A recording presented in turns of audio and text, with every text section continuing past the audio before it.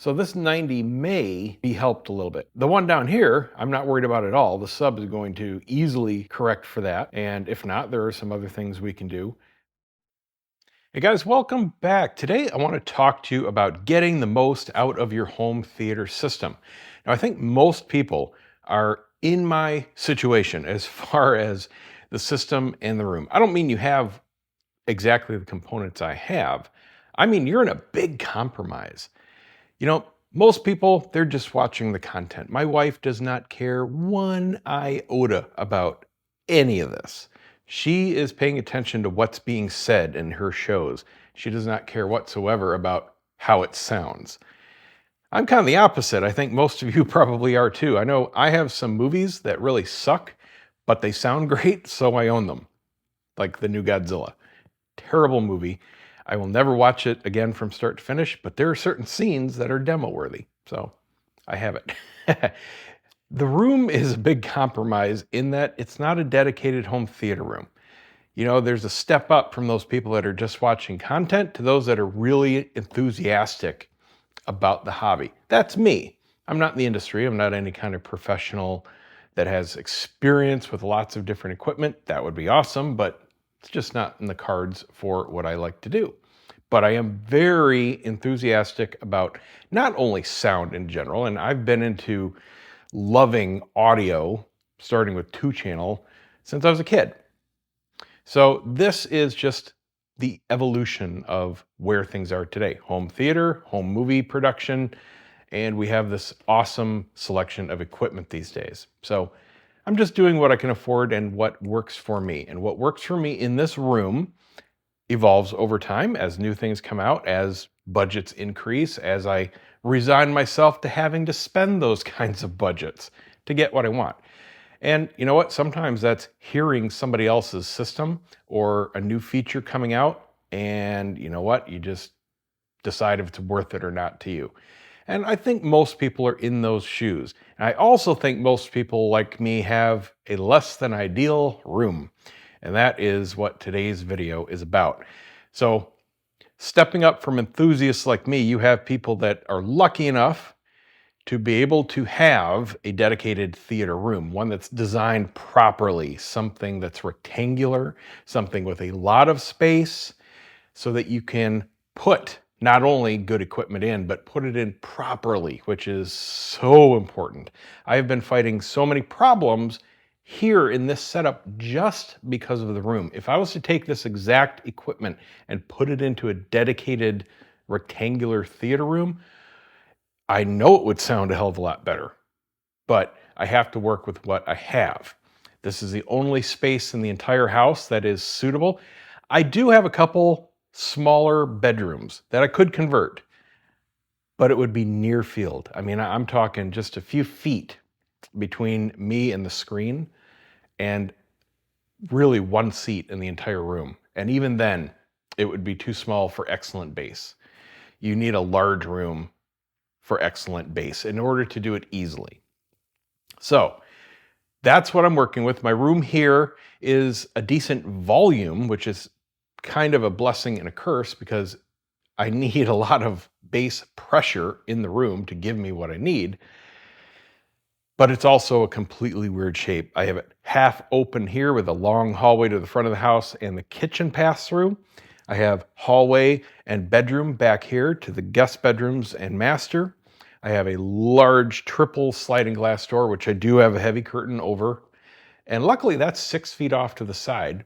And with that side being open, that's one good thing about this room is I really have no side reflections. And that allows, especially in 2-channel stereo, for a vast, wide soundstage effortlessly. So I really do like having the width. Downside is this room is set up 90 degrees off from where it should be. If you're setting up in a rectangular room, you really want to do it lengthwise. I don't have that option here. One side is all glass door out to the back, and one side is hallway and kitchen. So I have nowhere to put a TV or mains or anything like that on those two walls. So I'm stuck going this way, which is the short end of the room. So I have about 12 feet between my listening position and the mains and the TV. Also affected by a fireplace right under the TV that sticks out about 1.5 feet. So that's eating up some depth in the room. Anyway, what we're going to do today is get the most out of the system and the room. And I'm going to talk about some things that you can do to get the most out of your system. I guarantee if you haven't done these things, you're leaving some performance on the table. And some of it is free. Some of it you can alter with what you already have. There is going to be some cost really to most of what I'm going to talk about, but it's not that much unless you get to the last step, which is adding equipment. I'm going to be using REW, and I'm going to be taking a lot of measurements. I'm going to talk about what I did, and I'm going to show you what effect it has. And I'm going to talk about some common problems that you can look for and hopefully solve for yourself. Let's get going. You sleepy now? Now that you've been a puppy terror? Are you sleepy now? Are you a tired puppy now? Yeah. Are you sleepy? Go say hi. Mm-hmm. So I've already done a video on basic speaker placement as far as the mains and subwoofer. So if you haven't watched that, I'll put a link down below. Go and watch that before you go any further. I've also done a walkthrough on how to use REW to take measurements. Again, if you haven't watched that, I'll put a link down below. Watch that. That'll bring you to where we are today. Now, the first thing we need to do is go through and set the basic parameters on our receiver. I'm starting all my crossovers at 80 hertz, and spoiler alert, this is actually where I ended up after testing, but I will show you what happens when you go up or down, especially with the mains. You need to make sure that the receiver is set in a straightforward mode. You don't want DSP processing on, you don't want surround IQ, anything like that that's gonna alter the sound other than the basic room correction that the receiver has for setting levels and distance and delay and things like that. That's okay, but we don't want to add any processing to taking the measurements. If after you get the measurements done and everything's set up, you then want to go ahead and throw on a loudness curve, whatever DSP effects you like, that's fine. That's all personal taste. But for measurements, we need a nice level playing ground. Okay, so starting off here, we want to do the room correction and then throw out whatever your receiver says for speaker configuration. Set everything to small so that we can use bass management. What this video is going to concentrate on is integrating the bass between our mains and the sub, which is really what room placement and a lot of room treatment helps with. So let's get going. So here I'm using REW to set the baseline loudness of the system. Now remember, you have to have your receiver with no processing. So whatever yours is called, to just put through 2-channel or pass through or straight, whatever that is called on yours, set it to that. Make sure it's not doing any kind of surround processing. So you shouldn't have any of this noise coming through your center or surround channels, just your mains and or sub. So we want to adjust our volume level to 75, and when I stop talking, it'll show that. Close enough. So we are at -41 on this. So that's my reference level for these tests. So for this first test, I'm going to set the fronts to large, which means it's not going to do any bass management. It's not going to pass through anything to the sub. So these sweeps are now only going to play through the main speakers. Let's see what they're giving us all on their own.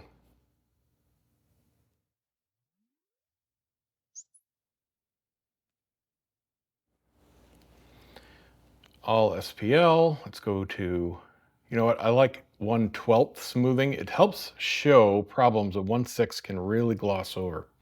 Okay, so here's our strictly mains curve. Let's go full spectrum, 20 to 20,000 hertz. It's not terrible.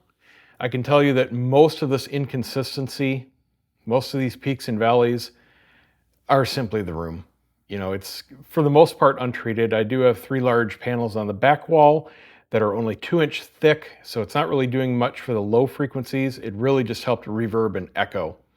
But overall, If you do look at it with a little bit more smoothing, the overall curve is very pleasant. It's a slight smiley face. You got a slight uptick in the highs and a slight uptick in the lows. And it's not terrible for ultra low bass. You certainly still need a subwoofer, but it's solid down to 30. Below there, it certainly starts tapering off. But these do have very nice bass.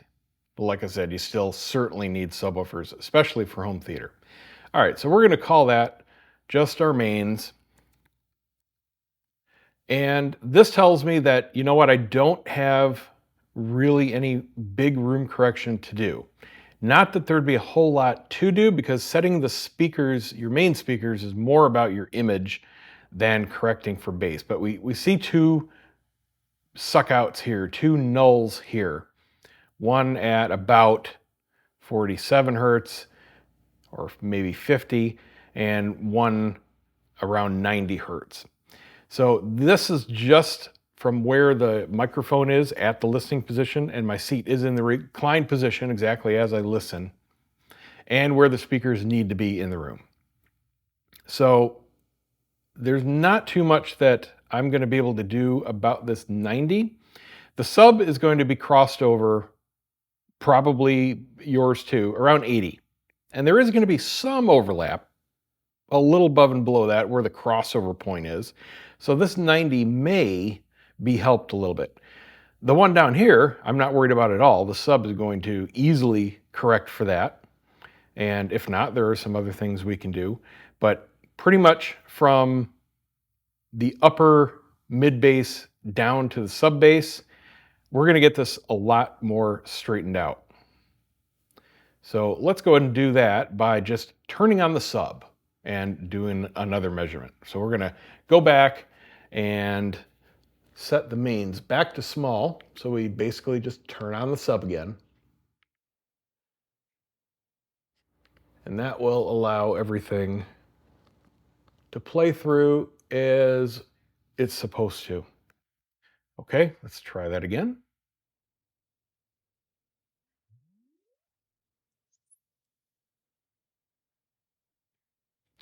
All right, let's turn the smoothing back on.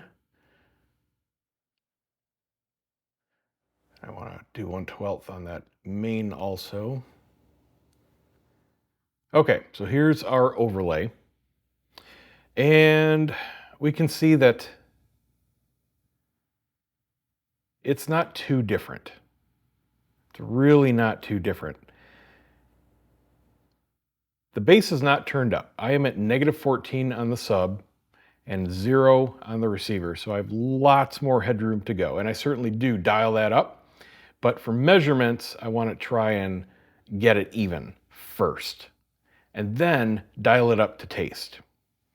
So what we can see here, I'm going to turn off the mains. We have definitely more extension going down into sub bass, but we got some suck outs here too. And we still have one near 50. That one I'm concerned about, because that is the punchy in your chest bass. And we still have this one around 90.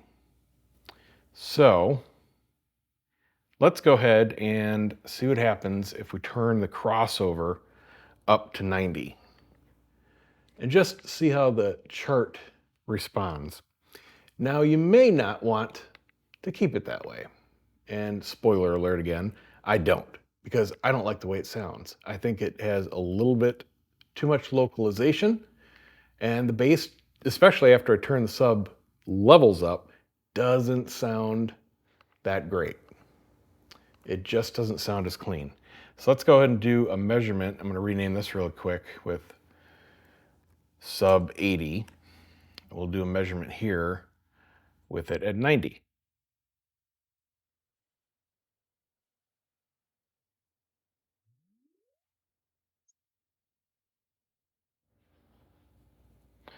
Okay, so the blue line is crossed over at 90.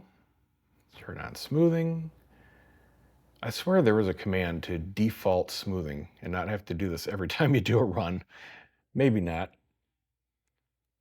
All right, So interestingly, we have more bass coming in down here, down low. Now that may be a run to run error, so I'm going to run another measurement.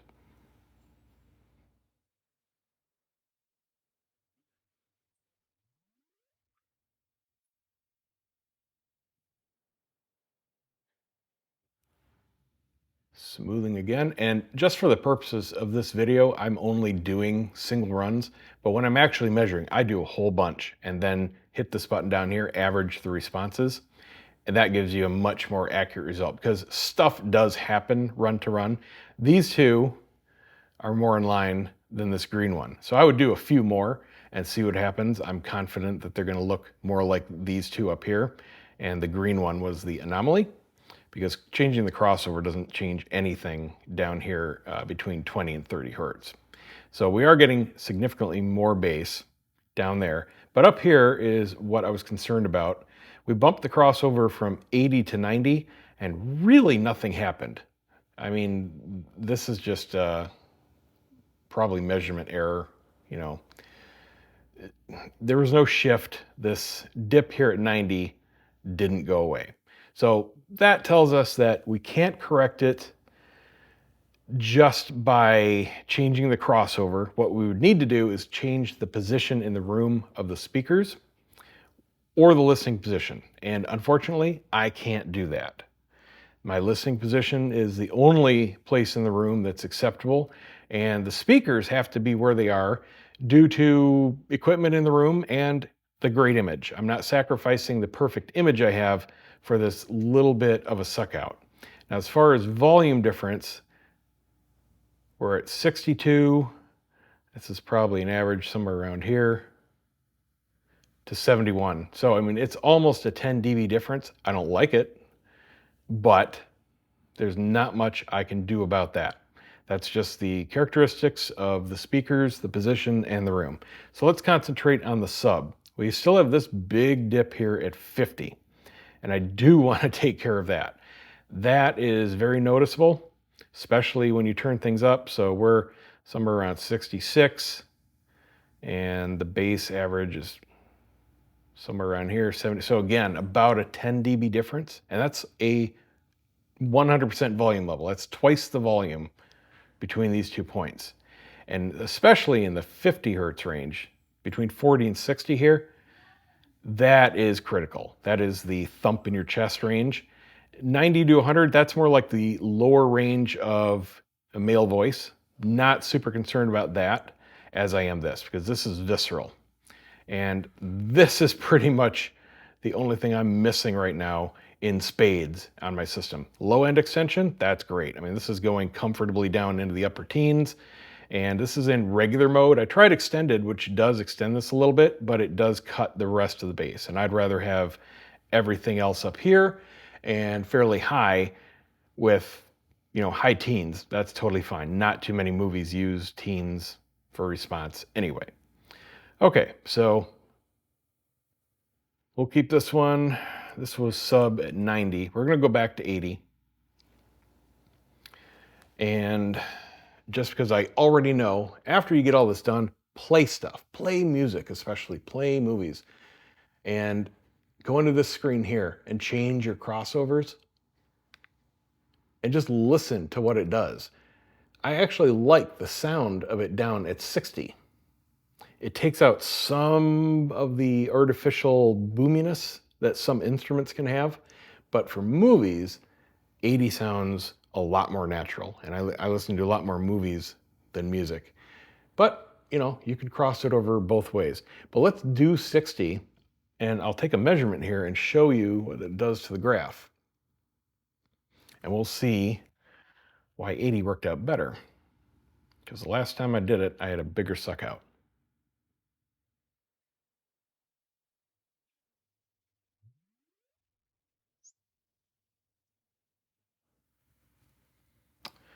Okay, so this one was sub at 60, dark green. Turn off the 90. All right, so this highlighted one here, you can see that right around 60 to 70 hertz is where it's relying on the mains instead of the sub. And the mains have this huge suck out right here around 70. And that is very, very audible, especially when it's right next door to another big suck out at 50. So I don't like the crossover set here because it introduces this. Now let's go up to 100 and see what happens to this dip at 90. Can't hurt, right? I know already I don't like the sound of it at all, but we're going to show you what happens.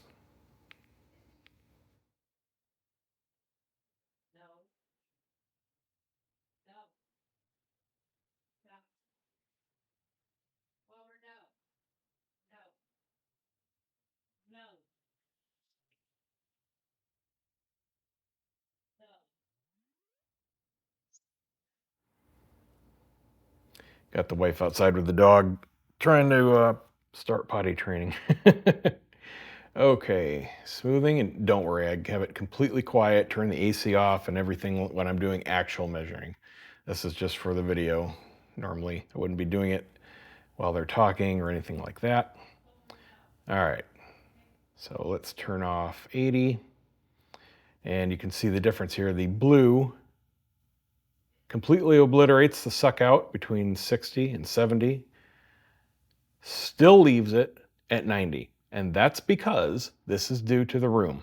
You cannot EQ this out. You cannot cross this out.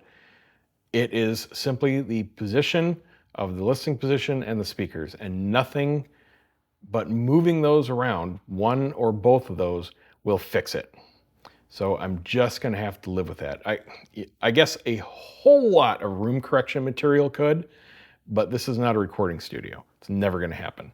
So let's put it back at 80 and see what we can do. Oh, you know what?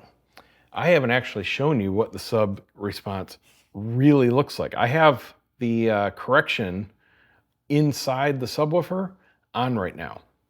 So I can show you why I did that. So here's the sub at 80. Hang on a second here. Let's put that back. And what I'll do is turn off the parametric EQ I've got in the sub. So it's just a normal response. And I'll show you why I have that on, because it did dramatically smooth it out, except for that null, which it doesn't have any effect on. Okay, back down to 80 you go. Okay. So now, let me grab my iPad here. My sub is a SVS PV4000, and it has a built-in 3-band parametric EQ, which is so important. And unless you have a sub with a built-in EQ or a mini DSP inline EQ, or your receiver is somehow super powerful with one. My receiver here does have a 4-band parametric EQ on the sub, but it doesn't do a whole lot, not compared to the one built into the sub. All right, so here's another measurement. This is with the EQ off.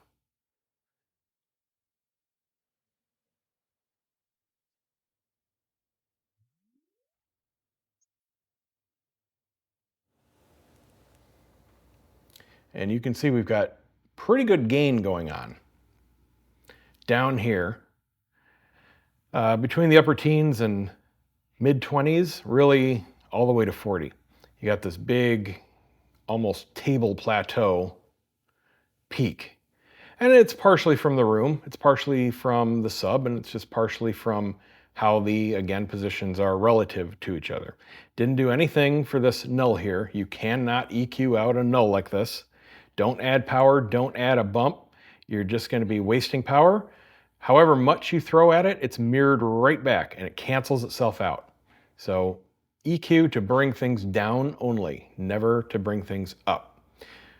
So you can see why I brought that down, and I'm gonna, I can't remember if this was the one. I need to do a couple more passes here because that one was the anomaly. Let me turn that back on, get another baseline, just so I can show you how it flattened out. And again, this is why I do multiple runs, just to make sure that you're not correcting for something that isn't there. Oh, you know what? Wrong screen. I needed to go into the sub and turn the EQ back on.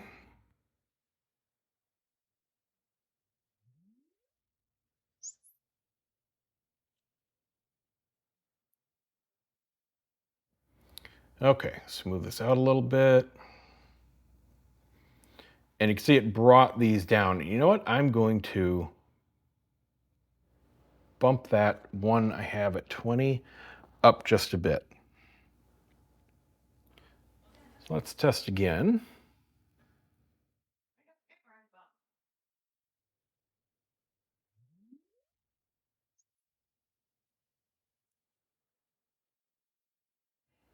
And let's see how this looks. Smooth that out. Okay, I like that a little better. We can turn that one off. So I wouldn't mind a little bit more boost in the low end. Right now it's flat, and I like a slight up curve. So you know what? Let's go down to that 20 and turn it off. So now I've just got one active EQ at 35. Let's see how that looks.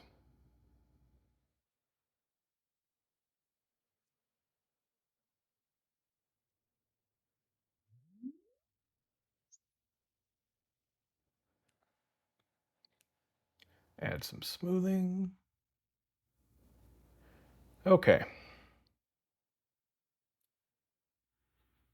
You know what? I like that one the best. So we are going to stick there. All I've got then is pulling down at 35 just to kind of level this out. I got a little bit of a null right about 26 hertz, and we've still got this big one at 50, and that is the room.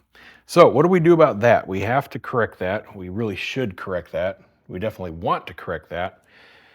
I know that I've moved the sub all around, and in order to get it as flat as it is, it has to be where it is.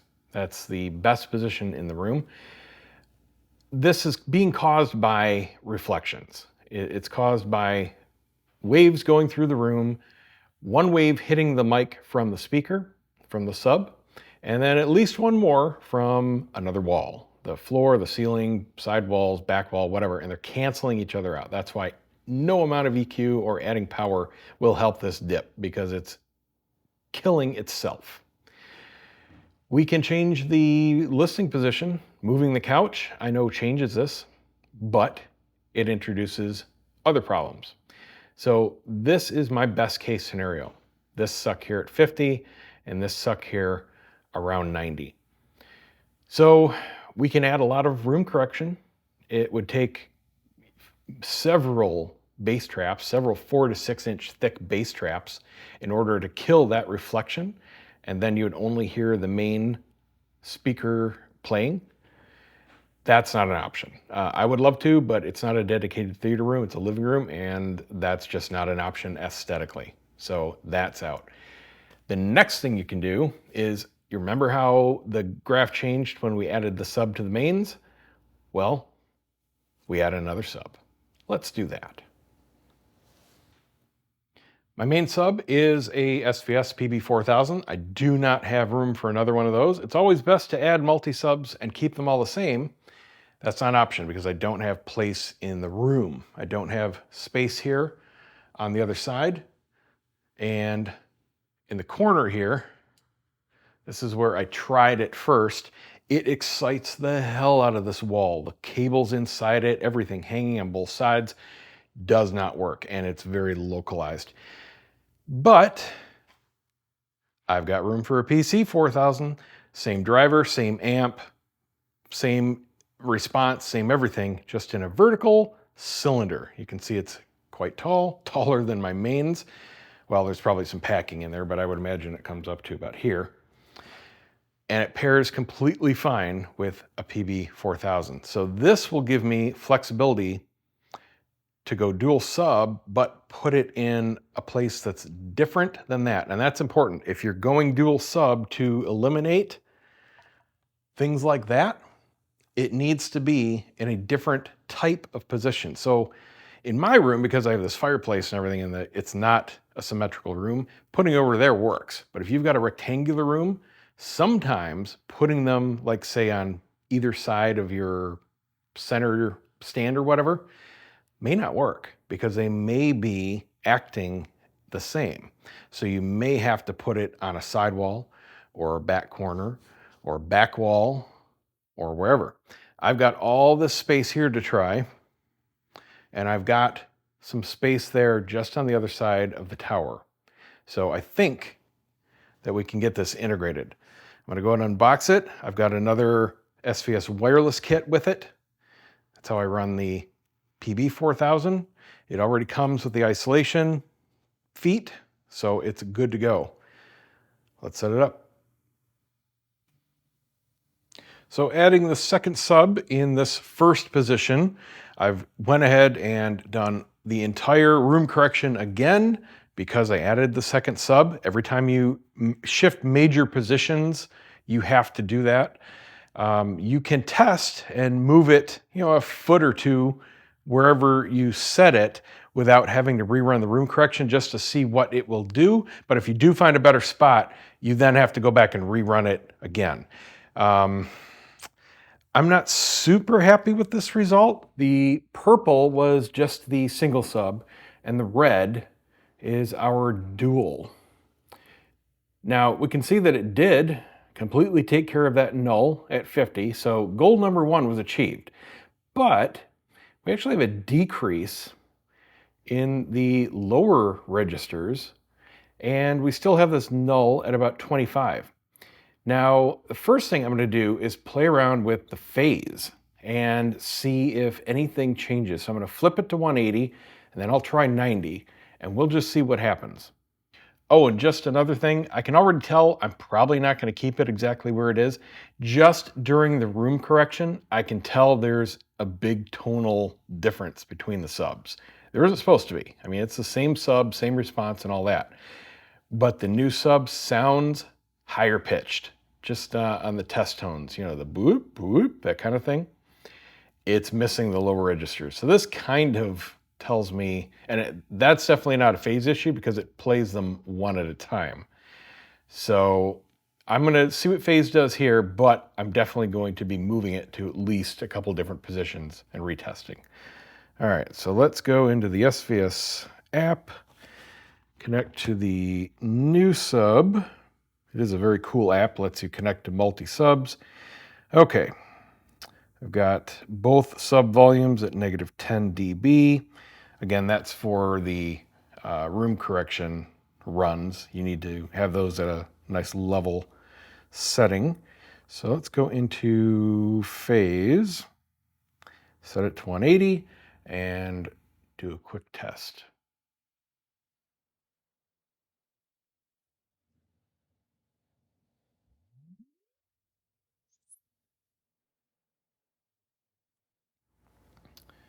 Okay, let's see how this came out. Now we're comparing blue to red. Not much of a change there. I would say that's just test run accuracy. Okay, so it is definitely just the position of the sub. I'm gonna move it all the way back in the corner now, about a foot to the right, and we'll see what that does. And I'm gonna put the phase back to 0. So now we're corner loaded. I'm not worried about how it looks or anything. We're just going for basic placement. Let's retest. Okay, so the orange here is the corner loaded. Not really any change that I'm seeing. Still have this cancellation, about 25. And it was kind of there with just a single sub. Wasn't quite as pronounced. I'm worried about the overall level though. We're down quite a bit below 40, and it's just taken a nosedive. I'm not really sure why. Let me double check my sub levels on the original. Pretty sure I had that set at the same level. Let's see. Main volume of the new one, -10 and -10. Okay, yeah, so it is the way they're interacting. That's very strange. Okay, let's move the sub, do room correction again, and retest. So now with the sub over here, just temporarily wired in. Obviously, if this works out, I'm not going to need the wireless kit, and I'll just run a short sub cable in.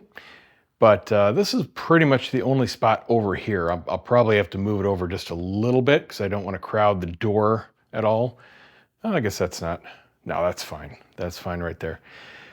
That leaves enough room for back of the speaker. And I got just enough room to the wall there. Now this is a down firing 13.5-inch driver.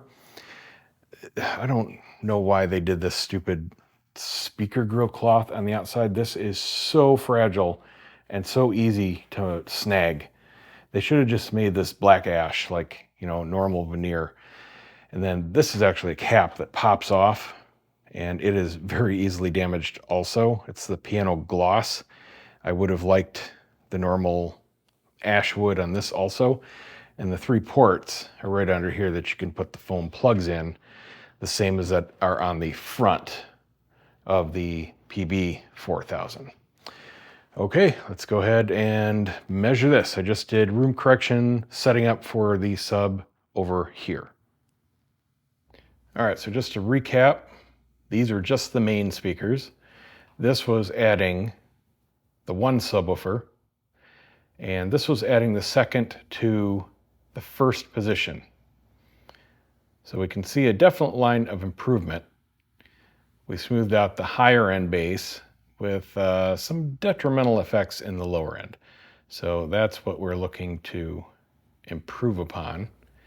We'll leave that up, do a measurement in position 2.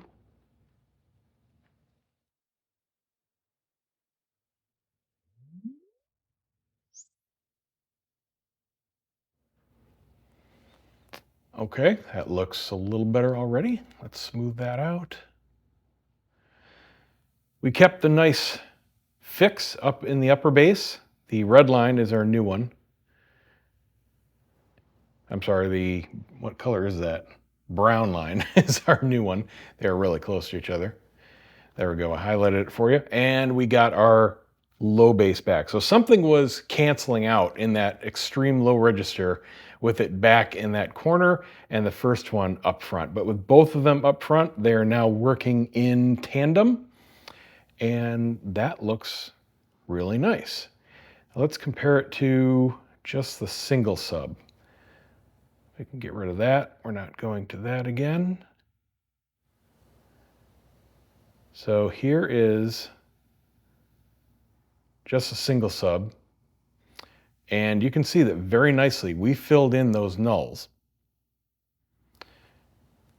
This one right here is gone, and all of this is gone. Actually, I have a little bit of a peak going on that we can EQ out should we need to, and I think we do need to. I think right there about 58, 59, 59. If we bring that down, maybe just 4 dB, that should do it. Now, the question is, which sub do we EQ? That is the question.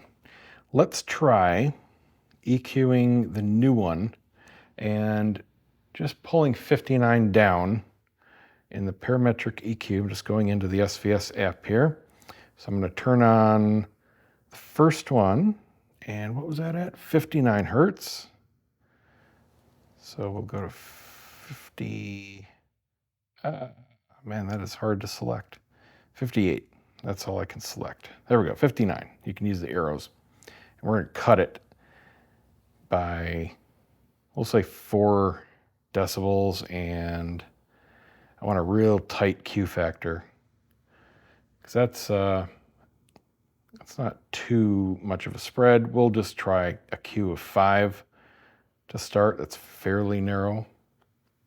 Okay, now let's retest.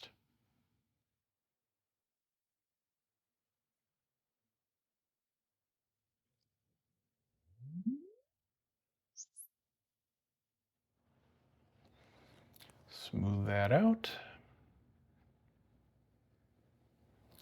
Okay, let's compare just those last two runs. That's interesting. Why am I getting that boost in the low end? I didn't change anything about levels. All I did was pull 59 down, which definitely came down. That peak we had right there is gone. Let me do another test. This is why I do multiples when I'm actually measuring.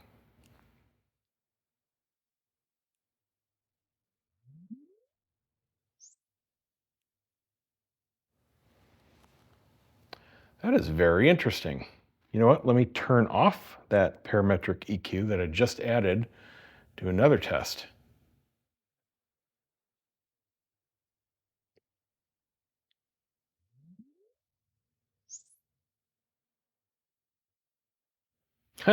Well, there you go.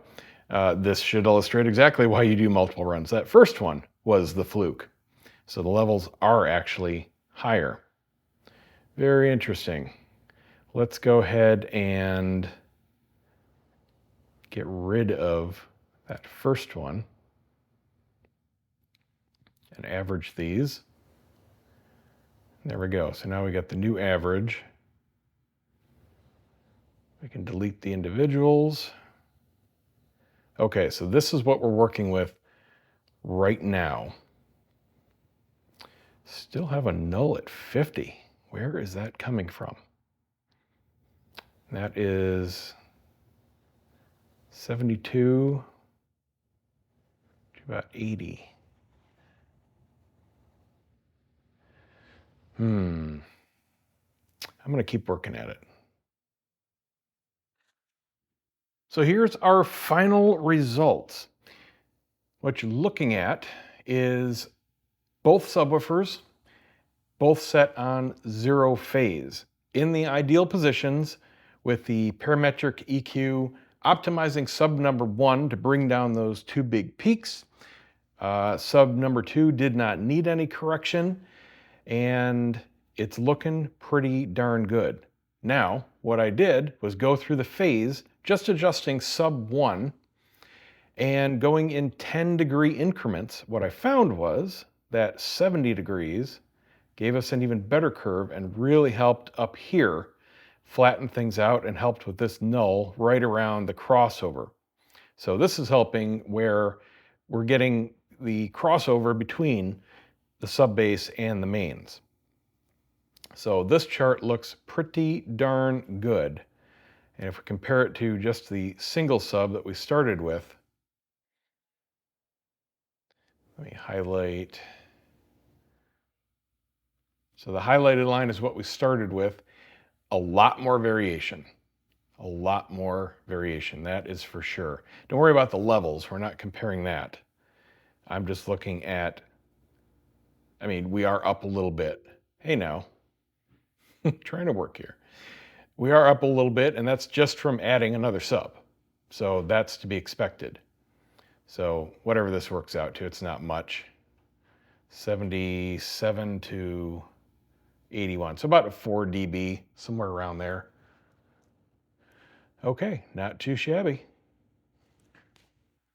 So final thoughts, well worth it, especially for music. Now what I'm shocked about are a couple things that I wasn't counting on. First, what I expected was a little more bass, and we did get that. Nothing dramatic. It's not double the volume or anything like that, but it is noticeable. It is a few dB up just from the added pressure. That's a welcome change. Got rid of those nulls. It is definitely noticeable, but only after you do it. It's one of those things where you don't know what you had until it's gone, or the opposite in this case. It's kind of hard to describe, but there have been a few songs, especially like Daft Punk, End of Line. I use that as a good test track because it has very deep extension, high bass, mid bass, low bass, all at the same time bass, multiple beats going on. And this leads me to one thing that I didn't expect. Now I've got both these subs, both these 4000 series in regular mode, not extended or sealed. Everything got tighter. The transients got very tight, almost like a sealed sub. And I can hear it in everything, but especially, who did this one? It's called Wagon Wheels by Jimmy Lee Robinson. And for the first time ever, the plucking of his guitar strings was pressurizing my ears, like somebody's in here pushing on my head. It's not like, overpowered, but the sensation is there. Never had that before. I would hear the sound and I would hear the beats and it was clean, but it's more visceral. Everything is more visceral. Combined with the fact that the transients are so much quicker now, I'm hearing more in songs. For example, End of Line. If you're listening to it and you're hearing those two low-end beats that are going at the same time, doon doon doon doon doon doon doon doon doon doon doon, that's the main one. There's an undertone beat. And until now, I would hear it, but that's it. You can hear every single note and feel them in that sub beat now. You feel it, every note hitting, that second beat going. It's really weird. Anything with string bass, any jazz with string bass especially, wow. That's where I hear those nulls gone, because string basses are very good at playing the entire range of your sub. And you notice when you have a dip, because the notes will be going up or they'll be going down, and you'll notice a volume dip. And you might think it was part of the song until you don't have that null anymore. And now that I don't, I can hear everything so much more evenly. It's very cool. Well worth it. Whatever you've got, if you can go multi-sub, I definitely recommend it. I knew I wanted to at some point, but I wanted to fully explore what I had at every given step and work my way up. It's not something you need to do right away, but boy, does it pay off, let me tell you. So there you go. Hope this helps somebody get the most out of your system. We'll see you next time.